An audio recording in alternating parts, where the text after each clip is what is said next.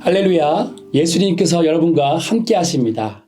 함께 하시는 예수님 안에 기쁨과 감사의 마음으로 함께 찬송가 423장 찬양하시며 12월 26일 목요일 새벽 예배를 시작하도록 하겠습니다.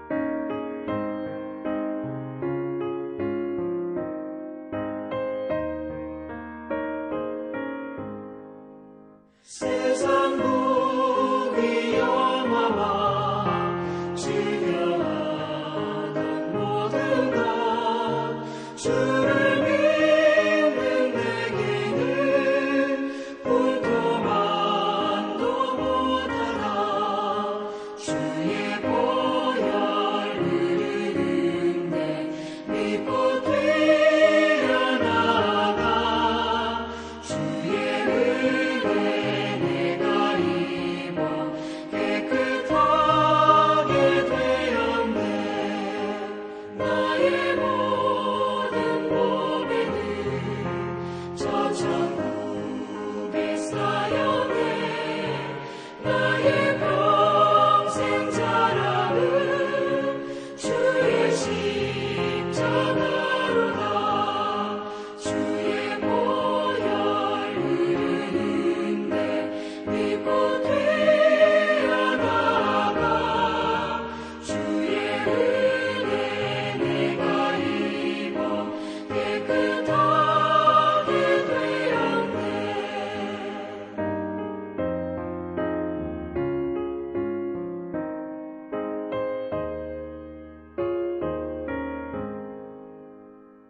함께 기도하겠습니다.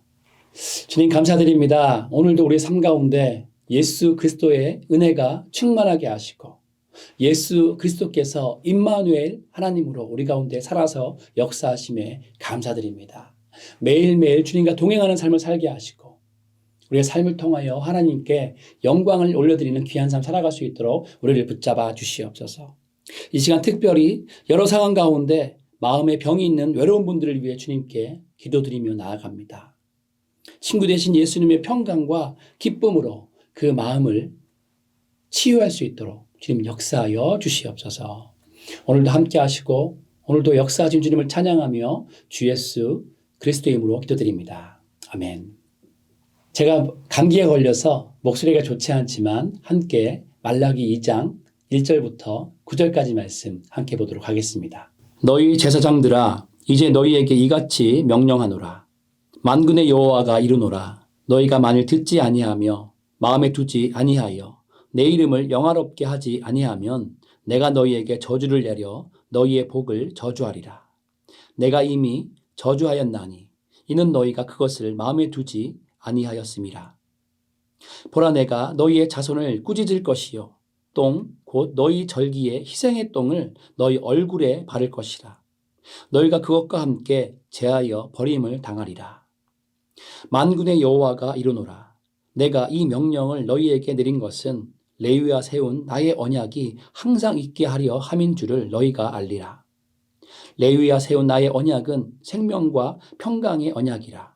내가 이것을 그에게 준 것은 그로 경외하게 하려 함이라. 그가 나를 경외하고 내 이름을 두려워하였으며 그의 입에는 진리의 법이 있었고 그의 입술에는 불의함이 없었으며 그가 화평함과 정직함으로 나와 동행하며 많은 사람을 돌이켜 죄악에서 떠나게 하였느니라. 제사장의 입술은 지식을 지켜야 하겠고 사람들은 그의 입에서 율법을 구하게 되어야 할 것이니 제사장은 만군의 여호와의 사자가 됨이거늘 너희는 옳은 길에서 떠나 많은 사람을 율법에 거스르게 하는도다. 나 만군의 여호와가 이르노니 너희가 레위의 언약을 깨뜨렸느니라. 너희가 내 길을 지키지 아니하고 율법을 행할 때에 사람에게 치우치게 하였으므로 나도 너희로 하여금 모든 백성 앞에서 멸시와 천대를 당하게 하였느니라 하시니라. 아멘. 어제는 성탄절이었습니다. 성탄절은 하나님이신 예수님께서 우리를 구원하시기 위해 이 땅에 성육신하여 오심을 기념하고 기뻐하며 감사드리는 귀한 절기입니다. 여러분은 성탄절의 주인공이신 예수님을 마음껏 찬양하고 경배하며 기쁨으로 예수님을 마음에 모시는 시간을 보내셨나요? 사랑하는 여러분들에게 예수님이 이 땅에 오심이 그저 먼 옛날에 오래된 이야기가 아니길 바랍니다. 예수님을 구주로 영접한 우리에게는 매년마다 돌아오는 성탄절이 정말 기다려지는 절기가 되어야 합니다. 예수님이 나를 위해 이 땅에 오셔서 십자가의 죽으심으로 새 언약을 맺으심을 정말 기뻐하고 감격하는 성탄절이 되어야 합니다. 왜냐하면 하나님은 무뎌진 마음을 가장 싫어하시기 때문입니다. 우리는 하나님이 질투하시는 하나님이심을 기억해야 합니다. 우리가 하나님을 사랑하되 매일매일 새롭고 아침에 커피를 마시기 위해서 물을 팔팔 끓이듯이 뜨겁게 사랑해야 하는 것이죠. 질투하시는 하나님은 우리의 마음이 에베소 교회처럼 첫사랑을 잃어버리는 것을 너무나 마음 아파하십니다. 라오디게아 교회처럼 미지근한 신앙으로 식어지는 것을 너무나도 안타까워하십니다. 왜냐하면 우리를 향한 하나님의 사랑은 언제나 뜨겁고 예수님의 사랑은 언제나 동일하시기 때문이죠. 하나님은 언제나 우리를 사랑하시는데 우리의 마음이 예수님과의 첫사랑을 잊어버리고 변한다면 하나님이 보시기에 그것만큼 고통스러운 것이 없기 때문입니다. 24일 본문이었던 말라기 1장 2절 말씀을 보면 이런 구절이 있습니다. 여호와께서 이르시되 내가 너희를 사랑하였노라 하나 너희는 이르기를 주께서 어떻게 우리를 사랑하셨나이까 하는도다. 하나님께서는 언제나 변함없이 이스라엘을 사랑하시고 언제나 동일하게 이스라엘을 지키시고 인도하셨습니다. 그런데 이스라엘은 이렇게 말하고 있는 것입니다. 하나님께서 어떻게 우리를 사랑하셨나요? 이스라엘은 하나님의 사랑과 은혜를 완전히 잊어버리고 하나님이 언제 어떻게 우리를 사랑했냐고 반문하고 있습니다. 마치 사춘기 자녀와 부모의 모습을 보는 것 같습니다. 엄마 아빠는 10달 배 아파서 힘들게 자녀를 낳았고 새벽에도 밤낮 없이 진자리 마른 자리 갈아 누입니다. 어떻게 하면 좋은 영양소를 골고루 먹일까 염려하며 자녀에게 가장 좋은 것을 주려고 애를 씁니다. 그리고 학교를 다닐 때는 엄마 아빠 학창시절에는 정말 꿈도 못 꾸었을 것들을 없는 살림에도 다 해주려고 하는데 사춘기 자녀는 지금까지 자기 혼자 다 큰 것처럼 말하고 행동합니다. 제가 한국에서 학교를 다닐 때는 부모님이 차를 태우고 학교까지 데려다 주는 것을 거의 본 적이 없습니다. 사실 저는 드라마나 영화를 보면서 금수저로 태어난 아이들은 자가용을 타고 학교에 등교하기도 하는구나라고, 그리고 그런 일이 현실에도 있기는 하겠지라고 생각을 했습니다. 저는 경희대학교 안에 있는 경희중학교, 경희고등학교를 다녔는데 한 번도 자가용으로 등교하는 학생을 본 적이 없습니다. 그런데 미국에 오니까 아이들을 학교까지 라이드하지 않는 부모를 찾아보기가 너무나 어렵습니다. 한국과 비교하면 정말 아이들이 호강을 하는 것이죠. 한국과 미국의 환경이 다르기 때문이기도 하지만 누구나 자가용을 타고 학교에 등교하니까 문제는 아이들이 그것이 당연한 것인 줄 안다는 것입니다. 엄마 아빠가 아침 저녁으로 라이드하는 것이 얼마나 시간과 정성과 에너지가 드는 것인 줄 미국에서 자라는 아이들은 전혀 모른다는 것이죠. 여러분, 하나님의 은혜가 얼마나 놀랍습니까? 하나님의 사랑이, 예수님의 사랑이 얼마나 위대합니까? 정말 바다를 먹물 삼아도 다 쓸 수 없는 너무나도 위대한 사랑과 은혜입니다. 그런데 안타까운 것은 많은 성도님들이 하나님의 은혜를 너무 쉽게 생각한다는 것입니다. 예수님을 믿는 너무나 많은 사람들이 예수님의 십자가의 사랑을 너무나도 쉽게 망각한다는 것이죠. 하나님의 은혜를 당연하게 생각하면 그때부터 우리의 마음은 무뎌지기 시작하는 것입니다.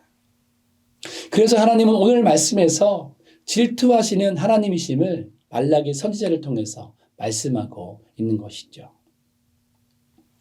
오늘 말씀은 제사장들을 향한 하나님의 말씀인데 오늘 본문 2절 말씀을 보니까 중요한 단어가 반복되고 있습니다. 이스라엘이 하나님의 말씀을 듣지도 않을 뿐더러 하나님의 말씀을 마음에 두고 있지 않다고 말씀합니다. 그리고 2절 후반절을 보면 또다시 너희가 마음을 두지 않고 하나님의 말씀을 마음에 두지 않았다라고 반복하며 말씀하십니다. 하나님은 마음이 문제임을 말씀하십니다. 왜냐하면 마음에 문제가 생기면 반드시 행동으로 나타나기 때문입니다. 마음이 문제이면 행동도 문제가 생기게 되는 것이죠. 질투하시는 하나님이 마음이 변한 것을 얼마나 싫어하시냐면 3절 말씀에 희생의 똥을 너희 얼굴에 바를 것이라고 말씀하십니다. 그리고 희생의 똥은 제사를 드리고 성전 밖으로 버리는 더러운 것인데 희생의 똥을 성전 밖으로 버리는 것처럼 마음이 변한 제사장들은 하나님께서 희생의 똥과 함께 제하여 버린다고 말씀하고 계십니다. 그래서 말라기 선지자는 제사장들의 마음에 다시금 하나님이 거하시길 원하며 두 가지 주제의 말씀을 선포합니다. 오늘은 이 두 가지 주제에 대해서 말씀을 나누려고 합니다. 말라기 선지자가 첫 번째로 이스라엘에 전한 말씀은 하나님은 언약을 통해서 이스라엘의 평강이 계속 넘치기를 원하신다는 것입니다. 오늘 본문 4절은 하나님께서 말라기를 통하여 이스라엘에게 명령을 주신 이유를 말씀하고 있습니다. 4절 말씀은 하나님께서 이스라엘에게 명령을 주신 이유가 레위와 세운 하나님의 언약이 항상 이스라엘 가운데 있기를 원하시기 때문이라고 말씀합니다. 이 말씀을 좀 더 쉬운 말로 풀이하면 레위와 세운 하나님의 언약을 지금도 성취하시기를 원하신다는 것입니다. 5절 말씀을 보면 하나님께서 레위와 세운 언약은 생명과 평강의 언약이라고 말씀합니다. 레위와 세운 하나님의 언약은 레위뿐만 아니라 레위의 후손인 아론의 가문을 통하여서 생명과 평강을 계속적으로 이어갈 것을 약속하시며 세운 언약인 것이죠. 역사적으로 보면 레위 지파가 이렇게 하나님의 복을 받은 이유가 있습니다. 우리가 잘 아는 출애굽기 32장의 아론의 금송아지 사건 때 레위 지파가 하나님 편에 섰습니다. 그리고 발람의 바알보올 사건 때 레위 지파 출신인 비느하스가 헌신했기 때문입니다. 발람의 꾀로 인해 음행을 저지른 이스라엘 가운데 연병이 펴져서 이스라엘 전체가 죽을 수밖에 없던 위기 상황에 제사장 비느하스가 의로운 헌신을 함으로 하나님의 진노를 멈추었습니다. 이렇게 하나님을 위해 헌신한 레위 지파와 언약을 맺으신 것을 통해서 하나님은 하나님을 따르고 하나님께 헌신한 사람을 끝까지 책임지시고 붙잡아 주신다는 것이 하나님의 언약인 것이죠. 하나님은 제사장들의 신앙까지 상실된 이 시기에 다시금 이러한 사실을 알려주심으로써 레위 지파가 다시금 레위의 언약 가운데 있기를 원하시는 것입니다. 하나님께서 원하시는 것은 생명과 평강의 언약이 영원히 레위 자손들에게 넘쳐 흐르는 것이기에 오늘 말씀에서 제사장들에게 명령하고 계신 것이죠. 말라기는 구약의 마지막 선지자입니다. 말라기 이전에 수많은 선지자들이 있었죠. 하나님께서는 수많은 선지자들을 통해서 하나님의 명령을 선포하고 하나님의 말씀을 이스라엘에게 전했습니다. 그 이유가 무엇입니까? 하나님께서는 이스라엘이 희생의 똥처럼 버림당하지 않기를 원하시기 때문에 회개하고 하나님께로 돌아오라고 선지자를 보낸 것입니다. 다른 말로 하면 심판을 위해서 선지자를 보낸 것이 아니라 하나님의 본심은 반드시 이스라엘을 회복시키는 것이기에 선지자를 계속해서 이스라엘에게 보낸 것이죠. 사도의 말씀처럼 언약의 파기가 아니라 언약을 세우려 함인 것입니다. 마치 부모가 석석이는 자녀를 포기하지 않고 자녀가 잘 되기를 원하기 때문에 매를 드는 것처럼 하나님은 선지자를 통해서 회개의 길로 인도하시기 위해 심판을 경고하시는 것이죠. 미국에 와서는 그렇지 않은데 한국에 있을 때 첫째를 훈육하기 위해서 매를 든 적이 있었습니다. 첫째가 딸아이기 때문에 저도 사랑하는 딸을 매로 때리기 원치 않았습니다. 그러나 무슨 이유였는지 정확히 기억이 나지 않지만 반드시 훈육이 필요한 상황이었기 때문에 매를 들었습니다. 그런데 다행히 딸아이를 불러 세우고 매를 들기만 했는데도 매를 보자마자 딸아이는 울면서 회개했습니다. 매를 맞기 전에 울음을 터뜨리고 지혜롭게 잘못했다고 말합니다. 그러면 저도 딸아이를 안아주고 기도해 주었습니다.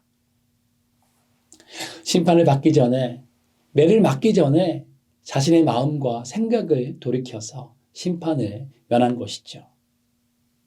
그리고 자신의 잘못을 뉘우치고 감사하게도 훈육한 대로 따라주었습니다. 레위와 세운 하나님의 언약을 레위의 후손인 제사장이 잘 지킨다면 어떻게 될까요? 그것이 바로 5절 말씀입니다. 하나님 앞에서 생명을 얻고 살게 됩니다. 그리고 하늘의 평강을 누리게 됩니다. 그래서 5절과 6절을 보면 이 언약이 어떤 좋은 역사를 만들어 가는지를 구체적으로 서술합니다. 하나님께 생명과 평강을 얻음으로 하나님을 경외하게 됩니다. 하나님을 경외함으로 하나님을 두려워하고 입술에 진리의 법을 가지고 불의를 행하지 않습니다. 하나님의 은혜로 제사장의 직분을 온전히 행하면 화평과 정직함으로 하나님과 동행하게 되고 또 많은 사람들이 죄악을 떠나 회개하고 돌이키게 되는 역사가 나타나게 되는 것이죠. 제사장이 언약 가운데 있다면 자신뿐만 아니라 다른 사람들도 옳은 길로 인도하게 되고 평강도 얻게 되는 것입니다. 레위와 세운 언약을 쉽게 말씀드리면 이스라엘이 하나님을 경외함으로 오랫동안 평강을 누리며 살도록 주신 언약인 것입니다. 여러분도 항상 하나님의 평강을 누리며 사시길 축복드립니다. 하나님의 언약 가운데 거하심으로 하늘의 평강을 매일 누리시는 하나님의 자녀의 삶을 사시길 소망합니다. 말라기 선지자가 두 번째로 이스라엘에게 전한 말씀은 하나님은 율법을 통해 하나님의 은혜 안에 거하길 원하신다는 것입니다. 하나님의 명령과 계명 그리고 율법은 언약과 불가분의 관계에 있습니다. 하나님의 계명이 있는 곳에는 반드시 하나님의 언약이 있고 하나님의 언약이 있는 곳에는 필연적으로 하나님의 명령이 있습니다. 그런데 중요한 것은 하나님의 언약의 축복을 받기 위해서는 하나님의 명령 가운데 있어야 한다는 것입니다. 하나님의 계명과 하나님의 말씀 가운데 거할 때 하나님의 언약이 이루어지기 때문이죠. 말라기서 1장부터 말씀하고 있는 문제는 무엇입니까? 하나님의 명령을 최우선적으로 먼저 따라야 할 제사장들이 따르고 있지 않다는 것입니다. 오늘 본문 7절을 보면 제사장의 입술은 지식을 지켜야 하고 사람들은 제사장의 입술에서 율법을 구해야 함을 말씀합니다. 율법을 가르치는 것은 제사장의 중요한 직무 중 하나였습니다. 그렇기에 제사장이 가장 먼저 지켜야 하는 지식은 율법에 대한 지식이었습니다. 더구나 제사를 형식적으로 지냈던 말라기 시대는 제사를 드리는 것보다 율법을 먼저 가르쳐서 하나님이 기뻐하시는 참된 제사를 회복하는 것이 더 중요한 상황이었습니다. 그렇기 때문에 율법에 대한 지식이 없는 제사장은 맛을 잃은 소금과 다를 바가 없습니다. 그래서 7절 말씀은 제사장은 여호와의 사자라고 말씀합니다. 제사장은 이미 주어진 하나님의 말씀을 해석하고 가르치며 하나님의 뜻을 전달하는 너무나도 중요한 직임이 있다는 것이죠. 그런데 이렇게 말씀을 맡은 자가 말씀을 무시하고 8절 말씀처럼 오히려 율법을 떠나 많은 사람들이 율법을 거스르게 하고 있으니 제사장 스스로가 레위와 세운 언약을 파기하고 있다는 것입니다. 제사장이 율법을 버리고 언약을 파기한 결과는 무엇입니까? 9절 말씀처럼 모든 백성 앞에서 멸시와 천대를 당하게 되는 것이죠. 대부분의 목회자들이 정말 하나님께서 주신 사명을 붙잡고 성실하게 하나님의 말씀을 전하는 종으로 귀하게 사역하시지만 요즘 목회자들 중에는 좀 이상한 분들이 가끔 있습니다. 말씀을 해석해도 이상하게 하고 하나님의 말씀보다는 세상적인 이야기를 더 많이 하는 목회자들이 있습니다. 사람들이 듣기 좋은 말들과 귀에 혹하는 재미있는 이야기들이 대부분인 설교가 있습니다. 설교는 하나님의 말씀을 대언하는 것입니다. 하나님께서 말씀하시는 그 뜻하는 바를 지금 시대에 맞게 해석하여서 하나님의 뜻을 전달하는 것입니다. 성경 시대에 적용되는 말씀들을 이 시대에 맞게 적용할 수 있도록 하나님의 말씀을 선포하는 것이 설교입니다. 내 뜻과 내 생각과 사람들의 귀에 듣기 좋도록 하는 것이 설교가 아니지요.